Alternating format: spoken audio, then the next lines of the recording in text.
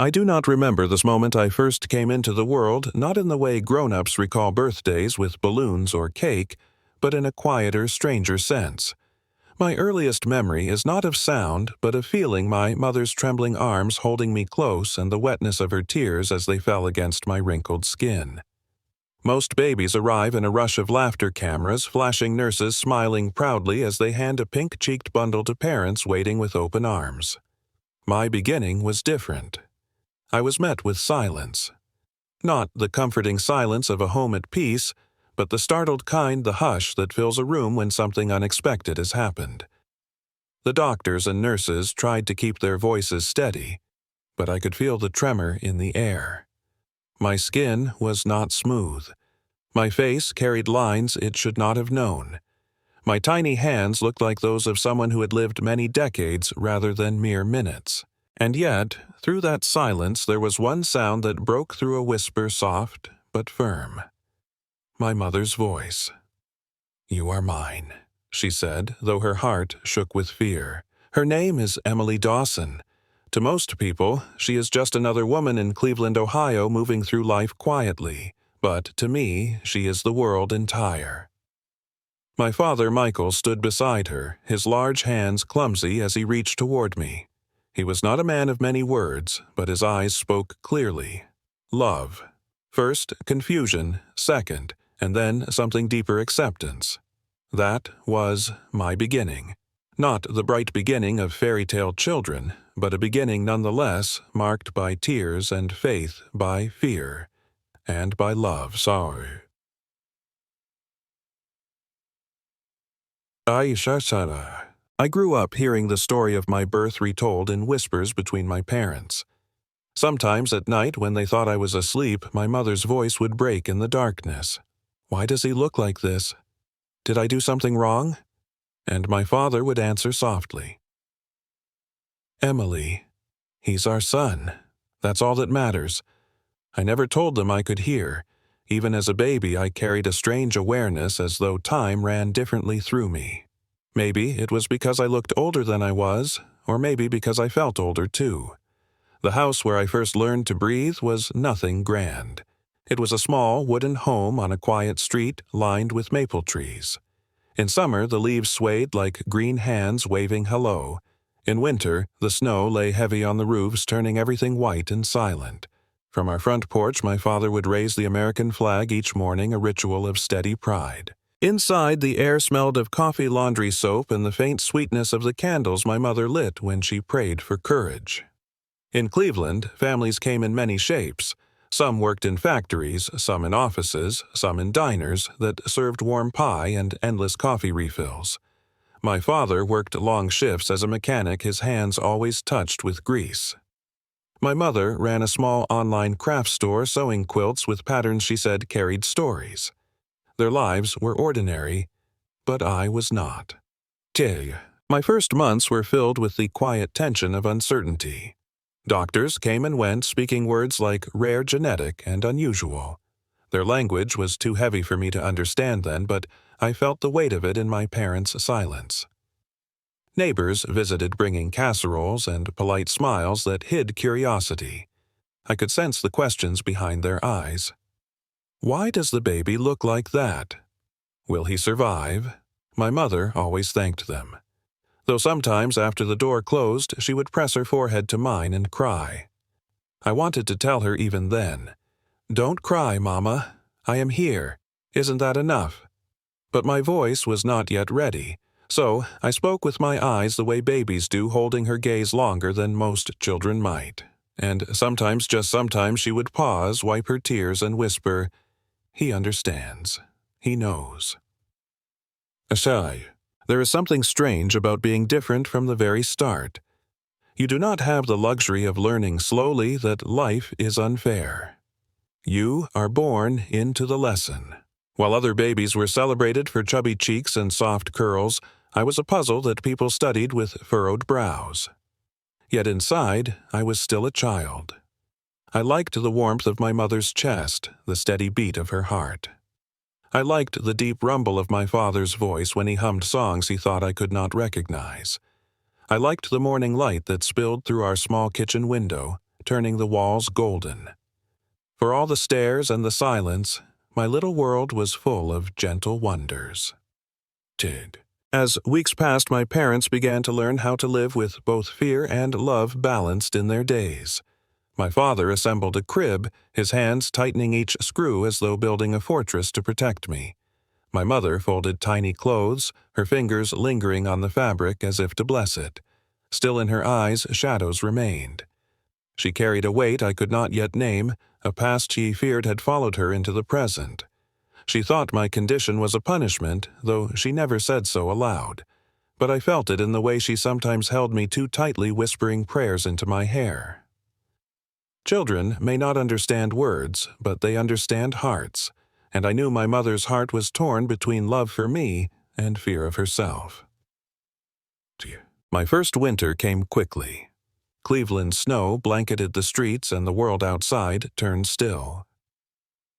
My father shoveled the driveway before work, his breath rising in clouds. My mother wrapped me in layers of blankets, rocking me near the window where frost painted delicate patterns. I remember watching the snowflakes drift down and thinking in my small, wordless way that they looked like tiny stars falling from heaven. Perhaps I had come down in the same manner, unexpected and fragile, carrying a light that others did not yet understand. The doctors eventually gave my condition a name, Hutchinson-Gilford Progeria syndrome. It meant my body would age far faster than it should. They spoke gently to my parents, but their words carried the chill of finality. There is no cure. I was too young to grasp the meaning, but I absorbed the atmosphere. My mother's hands grew colder when she held mine. My father stared longer into the distance as though searching for answers in the horizon, and yet, amid the sorrow, I felt something else. Love sharpened love made fierce by fragility. Every kiss on my forehead carried the weight of eternity. Every lullaby was sung as though it might be the last. My life was measured differently, not in years, but in moments of intensity and breaths cherished more dearly than most ever consider. When I look back on those early days, I do not remember pain. I remember presence. The presence of my mother bending low to meet my gaze. The presence of my father lifting me carefully as if holding a treasure more fragile than glass. Perhaps that is what makes a beginning different from an end. At the beginning, love is raw, unshaped, still finding its form. Mine was shaped quickly under pressure, under fear, but it was love all the same. And so my life began. Not with the perfection of smooth skin or the promise of endless years, but with the gift of belonging to a mother who whispered through tears to a father who stood steady in silence, and to a world that, though unready for me, would one day learn that even a fragile life can shine brightly. I learned early that people notice what is different before they notice what is the same. In the beginning, I thought every glance was simple curiosity. But as months passed and years began to shape me, I understood those glances were more than questions. They were judgments. When my mother pushed me in a stroller through the sidewalks of Cleveland, the air would sometimes grow heavier around us. Adults would smile politely, but their eyes lingered too long. Some tried to hide their surprise, others failed. Their children tugged at sleeves and asked questions in voices too loud to ignore. "Why does that baby look so old?" The words struck my mother harder than winter winds. She would quicken her pace, clutching the stroller handle with white knuckles, whispering soothing words. Not to me, but to herself. My father, when he was with us, carried a quiet shield around him, a silence that dared anyone to speak cruelly within earshot. But silence cannot always protect. By the time I was 3, the whispers had become a kind of background music to our lives. At grocery stores, in church hallways, at community fairs, everywhere, there were murmurs. Some were spoken with pity, others with fear. A few carried tones of superstition, as if I were a reminder of something dark or cursed. I did not understand the weight of those whispers, but I felt the way they sank into my mother's shoulders. She carried not only me, but also the invisible burden of being seen as the woman with the strange child. At night, I would sometimes hear her sobs muffled into a pillow. My father's voice would follow low and steady, trying to gather her broken pieces. "You did nothing wrong," he would murmur. But guilt is a shadow that does not leave easily. I began to sense this shadow in myself too.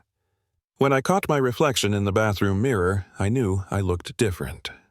While other children's faces glowed with the softness of youth, mine carried creases and lines, skin too thin and tight over bones too small. My hair, where it grew, was fine and sparse. My body felt fragile like paper that could tear at a touch. And yet, inside, I was a child. I loved toy trucks, picture books, the smell of cookies baking in the oven. I laughed when my father made silly faces, and I felt joy when my mother spun me slowly around the living room to the sound of music. But the world outside our home rarely saw those things. They saw only the difference. One memory stands out. A warm spring afternoon, my parents took me to the park near our house. Children ran in every direction, their voices carrying like birdsong. I wanted to join them. My body could not run as fast, but my heart longed to be part of their world. As I approached, a boy a little older than me stopped and stared. His eyes narrowed. "Why does he look like that?" he asked loudly, turning to his friends. They laughed, pointing the sound sharp and cruel. The words were simple, but the laughter cut deep. I felt a heat rise in my chest, not anger, but shame, a feeling too heavy for a child to carry. My mother scooped me up quickly, pressing my head into her shoulder, whispering comfort. But I had already heard, already understood. For days after, I avoided mirrors. I did not want to see the face that made children laugh. But shadows, no matter how thick, are never absolute. Sometimes a single light can pierce them. One afternoon, while my father was at work and my mother folded laundry in the living room, a knock came at the door. My mother hesitated. Our neighbors rarely visited without calling first. When she opened it, an elderly woman stood there, her silver hair pulled back neatly, her hands clutching a folded bundle of fabric. Her name was Mrs. Eleanor Price. She lived 2 streets away in a house with a porch full of wind chimes that sang whenever the breeze passed through. She had seen us walking before she said softly, and had seen me. Her eyes, unlike so many others, carried no judgment, only recognition. "I had a grandson, once," she explained, her voice trembling at the edges. "He was sick from birth, fragile in ways people could not always see. He passed before he ever used this." She unfolded the bundle in her arms, a crocheted blanket, deep blue with silver stars stitched across it. "I made it for him, but I think your boy might need it more now." My mother's hands shook as she received it. She tried to form words, but tears spilled instead. Mrs. Price bent low to meet my eyes. "You are beautiful," she whispered. "Never forget that." In that moment I felt something stir inside me. It was not the usual weight of pity or the sting of laughter. It was warmth. A stranger had looked at me and seen not my wrinkles, not my difference, but me. That blanket became my treasure. I slept beneath it every night, its stars wrapping me in quiet courage. Of course, the whispers did not disappear overnight. Children still stared, adults still muttered, and my mother still battled her private fears. But now there was a light woven into the fabric of our lives, a reminder that kindness could arrive unexpectedly, carrying the power to steady hearts. The park became less frightening too. Slowly, one boy, the same, who once laughed at me, began to edge closer. His name was Tommy Reed. At first, he only watched silent while I played clumsily with a ball my father had brought. Then one day, he rolled it back to me instead of away. Another day, he sat beside me on the bench saying nothing, just sharing the space. He was not yet my friend, not truly, but something was changing. Even a child can sense when laughter turns from mockery to curiosity, from curiosity to acceptance. Seeds of friendship were being planted, though neither of us knew how much they would mean in the years to come. Through all of this, I carried the awareness that my life was fragile, perhaps more fragile than most. The doctor's words lingered in our house like an echo. There is no cure. But my parents tried to fill the silence with love, and neighbors like Mrs. Price reminded us that not every whisper was cruel. Some whispers carried hope. And as I lay each night beneath the starry blanket, I began to dream not just of surviving, but of shining, even in my small and different body. Friends, as you listen to my story, remember this difference is not always a curse. Sometimes it is the very place where light enters. If this story has touched you so far, don't forget to like the video. And if you are new here, please subscribe to the channel and click the bell icon so you won't miss the rest of my journey. Together, we will walk through the shadows and find the light that waits beyond. By the time I was 5, I knew without question that I was different. It was no longer just the strange looks from neighbors or the questions from children at the park. It was the mirror, the one in our hallway, that spoke most honestly. Other children my age had soft skin that flushed pink in the cold hair that tumbled across their foreheads, knees that could withstand a fall without too much trouble. My body did not match theirs. My skin hung loosely wrinkled and fragile, a texture that belonged to someone far older. My joints ached when I tried to run, and my hair was sparse like the remnants of winter grass. At first I tried not to care. I told myself I was like any other boy, that if I just laughed loudly enough or played with enough courage, no one would notice. But children notice. They always do, Hatchad. The park became my teacher. It was there that the truth revealed itself in the raw honesty of children's voices. Some days were harder than others. I remember standing near the swings watching the chains clatter as children flew high into the air, their laughter ringing out like music. I wanted to join them, but when I approached, I caught the quick exchange of whispers. "Don't push him too hard, he might break. He looks like somebody's grandpa." The laughter that followed was not cruel in intention, it was simply the unfiltered reaction of the young, but it struck just the same. I walked away, pretending not to hear, but their words clung to me like burrs. Yet amid those shadows there was a shift. The boy named Tommy Reed, the one who had once laughed the loudest, began to stay near me instead of away. He was taller, with a mop of brown hair that always seemed to fall into his eyes. For weeks he lingered on the edges, neither cruel nor kind, simply present. One afternoon, while I sat on the bench with my blue blanket folded over my knees, Tommy approached. He did not speak. He carried a small rubber ball and let it roll across the ground toward me. My fingers closed around it, thin and unsure. When I rolled it back, he caught it easily. For several minutes we repeated this silent exchange, the ball moving between us like a thread stitching something new. That day marked the beginning of something I had not dared to hope for: companionship. At home I told my mother about Tommy, though my words were few. I said only, "He didn't laugh." My mother's eyes softened in a way that told me she understood everything I had left unsaid. Friendship, for me, did not bloom quickly. It grew slowly, tender as a sapling. Tommy began to sit beside me more often. Sometimes he spoke of his dog or of cartoons he watched after school. Sometimes he said nothing, just kicked the dirt with his shoes while I held the ball. But in his silence I felt no judgment, and that absence itself was a gift. The doctors still visited often.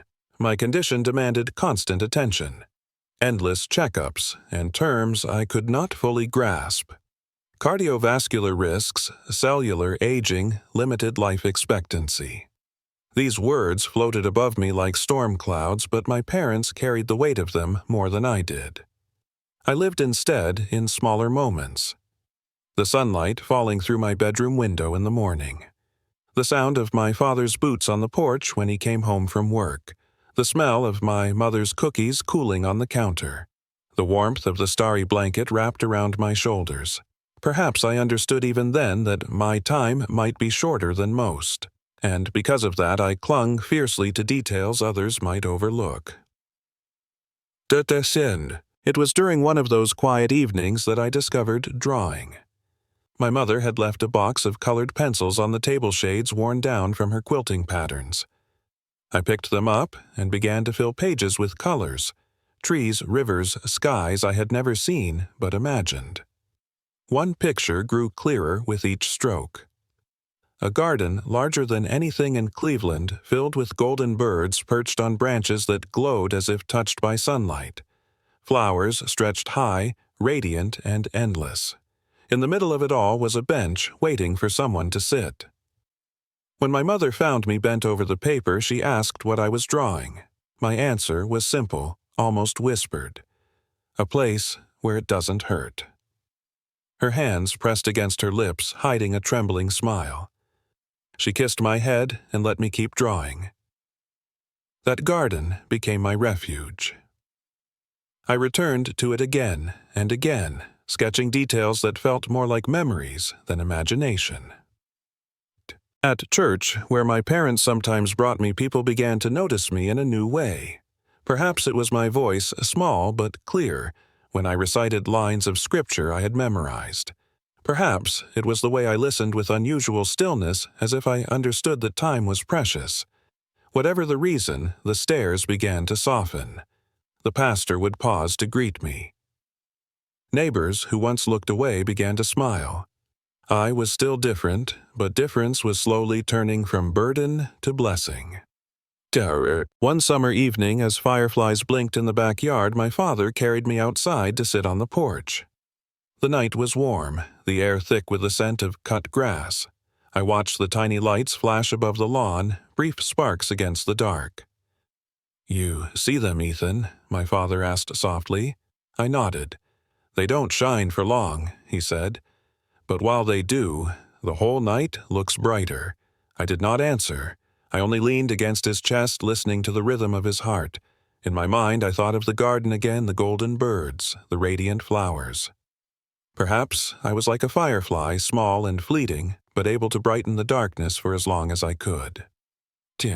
My mother, though still shadowed by guilt she rarely named, began to change as well.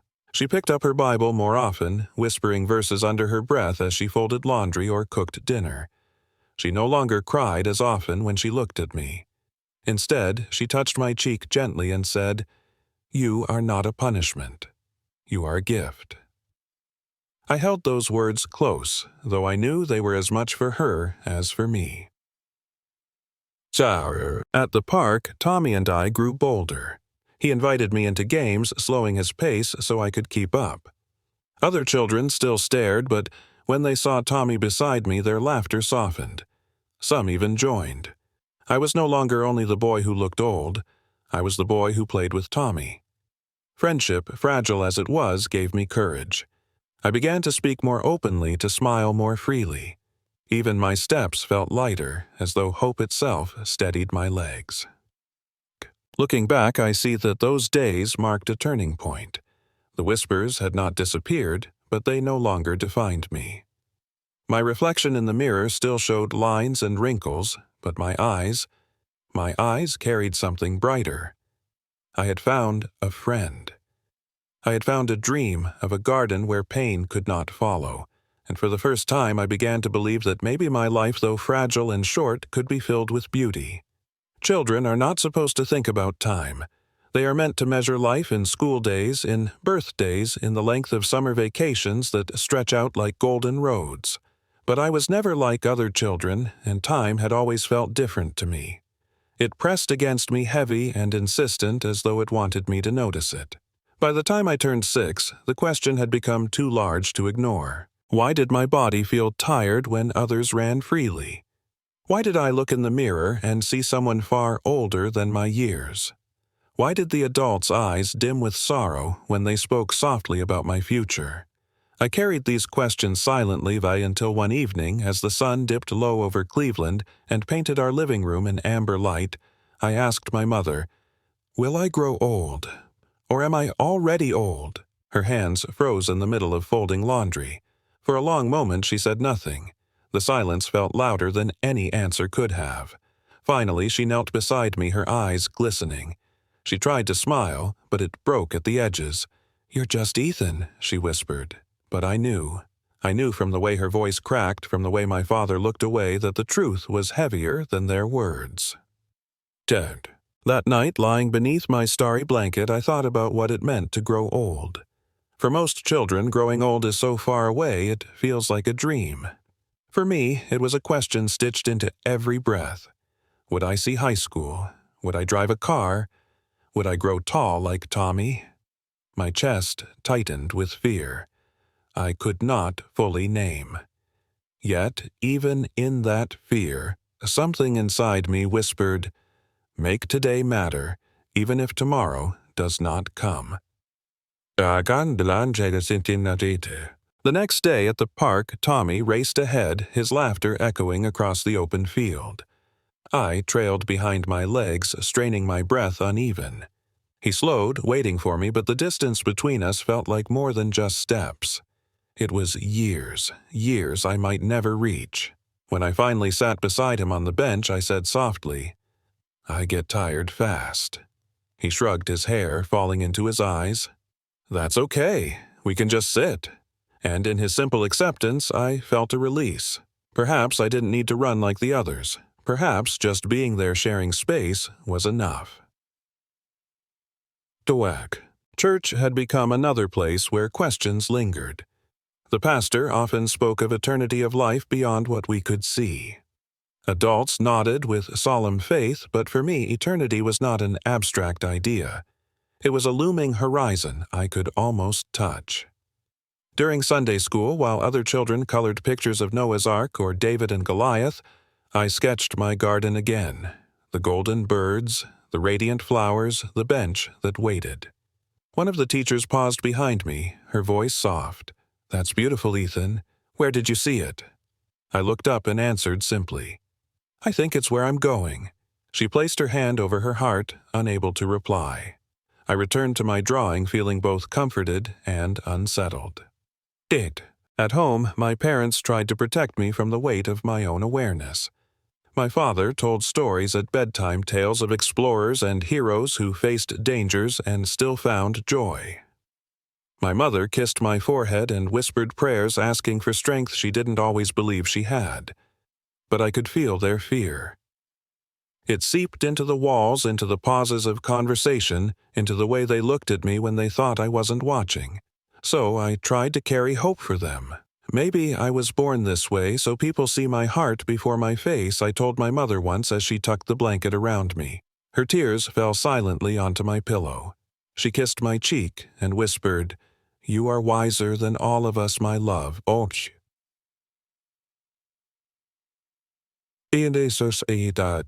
The community began to change too. Word of my condition spread beyond whispers of pity. Neighbors who once averted their eyes now brought meals books or small toys. At church, people greeted me not with hesitation, but with warmth.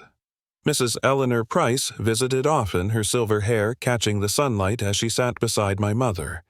She brought cookies and stories of her late grandson, and when she spoke to me, her voice carried no sadness, only respect. "You remind me that every life, no matter how brief, can be full," she said once. I held her words close, though I did not yet fully understand them. Time, though, never paused. My body continued to age faster than it should. Some mornings I woke with joints stiff, my skin more delicate. Doctors explained with careful voices that my heart would one day struggle, that my vessels were older than they should be. I watched my parents' faces as they listened, and I knew the truth before it was spoken: my journey would be shorter. But short does not mean empty. I began to live each day as though it carried a secret importance. The laughter of Tommy beside me, the warmth of my father's arms, the gentle hum of my mother's prayers, each was a treasure. And the garden I drew again and again was no longer just a dream. It was a promise. One evening, as twilight settled, I sat by the window watching fireflies. My mother joined me, wrapping her arm around my shoulders. "Why do the lights go out so fast?" I asked. She hesitated. "Because their time is short, like mine." Her body trembled. She did not answer. Instead, she held me tighter, her tears dampening my hair. But I whispered, "It's okay, Mama. Maybe they shine brighter because they don't shine for long." Her sobs quieted, replaced by silence heavy with love. From that night on, I carried a new kind of peace. I still feared the question of time, but I no longer let it consume me. Instead, I let it teach me every breath was worth noticing, every day a chance to love. The whispers of pity had turned into whispers of admiration. People who once stared now bent down to greet me. Children who once mocked now played beside me.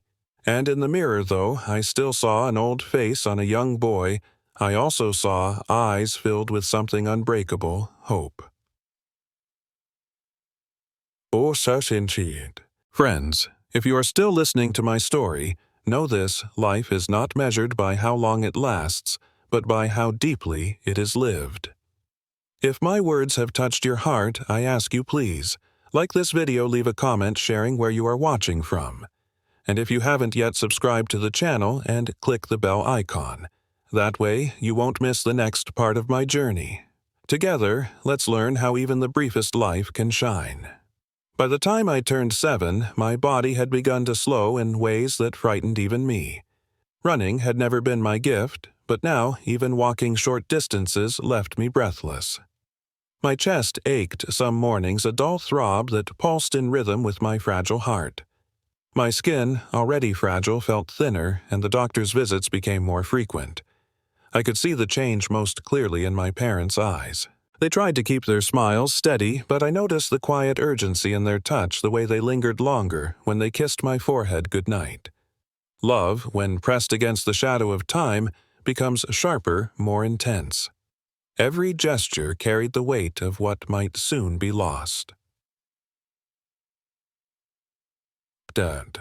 The doctors spoke carefully, but I listened between their words. They said my condition was progressing, that complications were more likely now, that we should prepare. Children are not supposed to know what preparing means in that context, but I understood. It meant my garden might be closer than anyone wanted to admit. I grew weaker that summer. At the park, I no longer chased after Tommy. Instead, I watched him run, my hands resting on my knees, my breath uneven. But Tommy, loyal in ways that only a true friend can be, never let me sit alone. He slowed his pace, sat beside me, rolled the ball gently so I could still play in my own small way.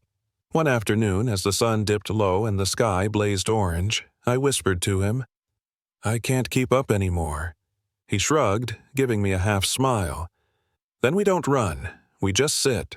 In his simplicity, there was a gift, the understanding that presence mattered more than speed.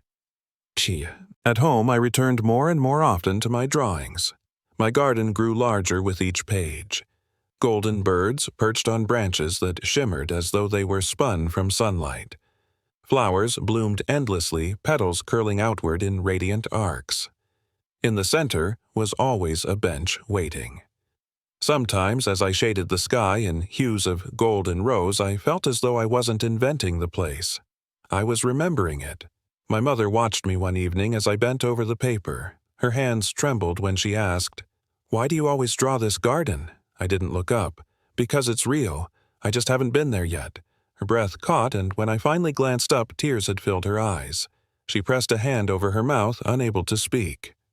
I turned back to my drawing, feeling strangely calm. The nights grew heavier as my body weakened. Sleep came in fragments, interrupted by coughing, or the thud of my heart pounding unevenly. But one night a dream settled over me so vividly that I still carry it even now. In the dream, I stood at the entrance of my garden. The air was soft, filled with light that seemed to come from everywhere at once. Birds shimmered with feathers like molten gold, their songs weaving melodies that felt both ancient and new. The flowers towered above me, colors richer than any pencil could capture, and there in the center was the bench I had drawn so many times. A man sat there, his face kind, his beard white like clouds. His eyes carried a depth I cannot describe. Gentle knowing filled with warmth that reached into my soul. "You've been brave," he told me, his voice like both thunder and whisper. I felt no fear. I only nodded as though I had been waiting to hear those words my entire life. When I woke, my mother was beside me, stroking my hair. My chest still ached, my body still weak, but the dream lingered like sunlight on my skin. "Mama," I whispered, "I saw a garden." Her eyes widened and she leaned closer. "Tell me."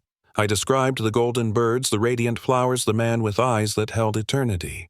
My mother's hands trembled as I spoke, tears spilling silently down her cheeks. She reached for something on the nightstand, one of my drawings. Her breath caught. The paper showed the same garden I had dreamed, the golden birds, the flowers, the waiting bench. I had drawn it weeks before, not knowing I would later see it so clearly in my sleep.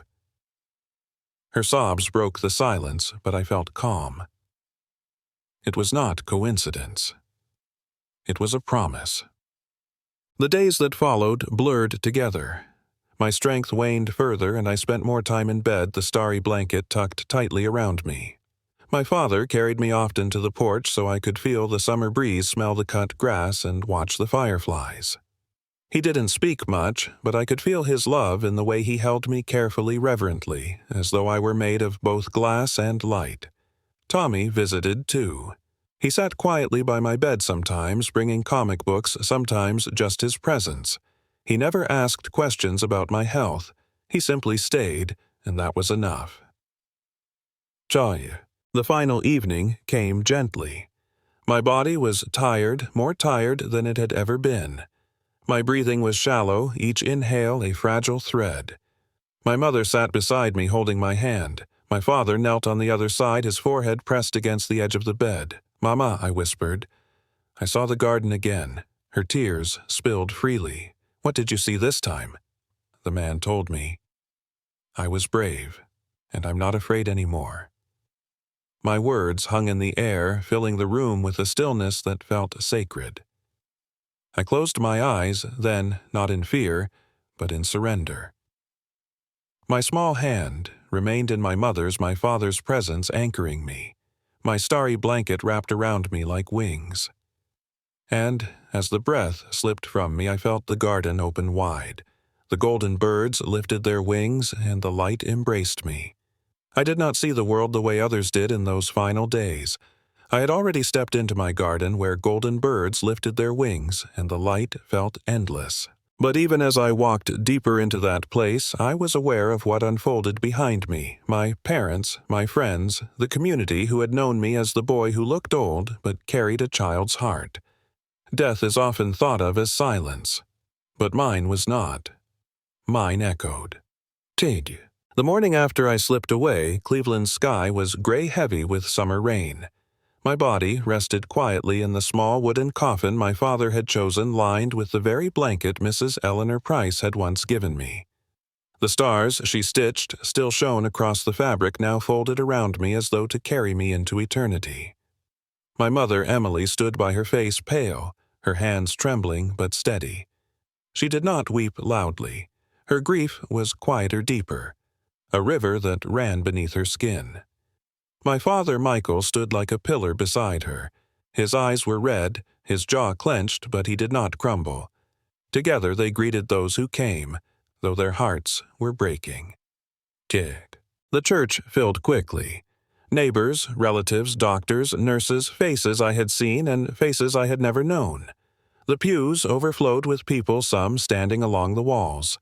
They had not come because I was ordinary. They had come because in my short life I had reminded them of something they had forgotten, that love is precious, fragile, and fierce. The pastor spoke gently, his words rising into the high rafters. "We are here to remember Ethan Dawson, a child who lived briefly, but whose light reached far beyond his years." My mother sat with her hands clasped tightly in her lap. My father kept one hand on her shoulder, and then something unexpected happened. Chai. From the back of the church, a small boy stepped forward. It was Tommy Reed. His hair was uncombed, his face wet with tears. In his hands he carried a toy truck worn from use. He walked down the aisle, his steps unsteady, and placed the toy gently beside my coffin. "I used to laugh at him," Tommy whispered, his voice trembling. "But he was my friend, and he was braver than anyone I know." The church fell silent.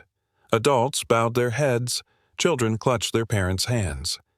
My mother reached forward, touching Tommy's shoulder with a trembling hand. That moment, more than any sermon, carried the weight of truth. Doai. When the service ended, the rain had stopped. At the cemetery, the grass glistened with drops of water. My coffin was lowered into the earth, my starry blanket wrapped around me. My mother whispered a final prayer not of anger or despair, but of gratitude. Thank you, Lord, for every day we had with him. As the soil covered me, voices rose in song, soft and steady. It was not a song of mourning, but of hope. But my story did not end there. In the months that followed, my parents refused to let my light fade. They created the Ethan Dawson Foundation, a place to support families of children with rare conditions. They visited hospitals, spoke to other parents trembling with the same fear they once carried. They offered not just resources, but presence, the presence of people who understood what it meant to love a fragile child fiercely. My mother poured her grief into words, writing late into the night. Out of her sorrow came a children's book, The Little Star That Shined Too Fast. Its pages told the story of a small star who lit the night sky more brightly than all the rest, even though it burned for only a short time. Schools invited her to read it, churches asked her to speak, and through her voice my story reached beyond Cleveland, beyond Ohio, into hearts across the country. My father, steady as always, became the quiet force behind it all. He organized events, built networks of support, raised funds for medical research. He never liked attention, but his love for me gave him courage to stand before crowds and tell my story. Together, they transformed their grief into a beacon. Chase, Mrs. Eleanor Price, the woman with the silver hair and the blanket of stars, joined them often.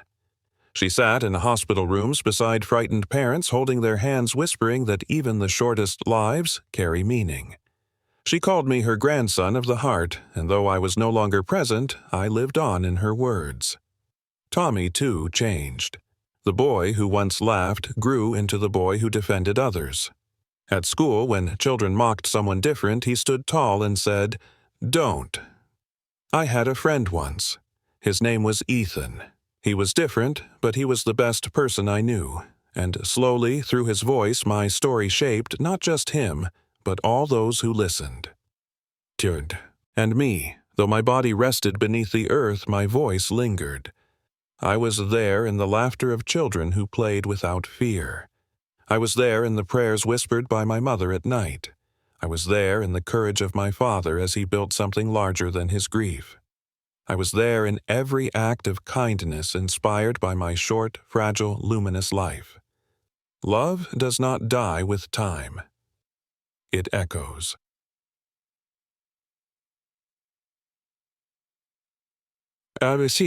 If you listen closely, you can still hear me. I am in the fireflies that glow briefly in the summer night, reminding you that even the smallest light can brighten the dark.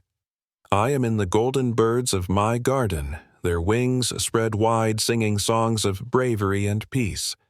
I am in the eyes of every child who is different, waiting for someone to look at them and say, "You are beautiful."